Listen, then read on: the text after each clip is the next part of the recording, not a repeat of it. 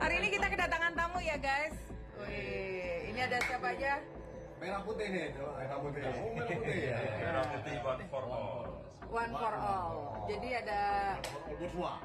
satu untuk semua. Satu untuk semua. Oke. Khususkan dan nantikan ya. Film animasi Merah Putih One for All dijadwalkan resmi tayang pada hari ini pada Kamis 14 Agustus 2025.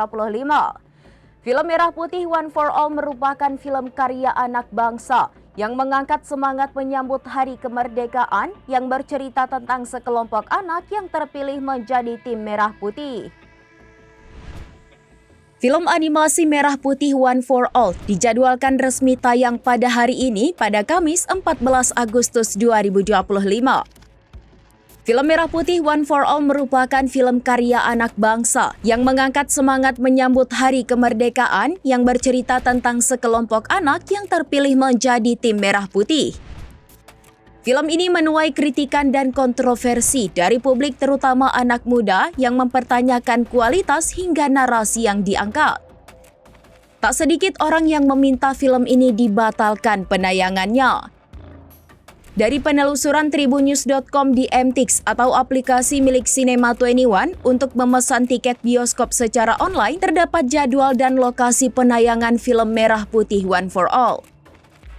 Film berdurasi 1 jam 10 menit ini masuk kategori SU atau semua umur.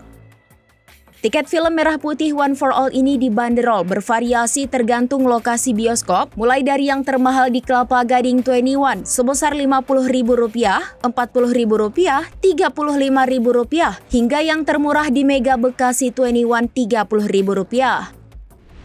Sutradara film Endiarto menegaskan film animasi besutannya tetap tayang sesuai jadwal di bioskop-bioskop Indonesia.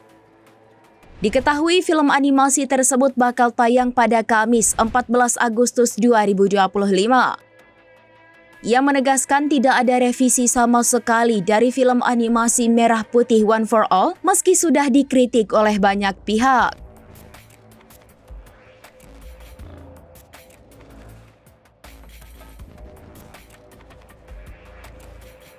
Demikian informasi terkini Syederalun, saksikan terus informasi lainnya, jangan lupa like dan share seluruh akun serambinews.com.